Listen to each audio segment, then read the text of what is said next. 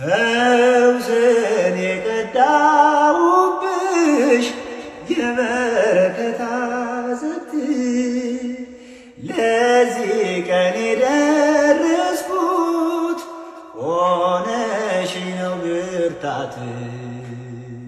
ስንቱን አለፍኩት ባንቺ ወጣው ስንቱን ተራራ መከታ ጋሻዬ ነሽ የከሳሹን ቀስት እንዳልፈራ።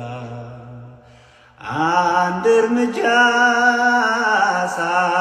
ሳልራመድ አንቺን ይዤ ተነሳው አንቺን ይዤ ተነሳው እመቤቴ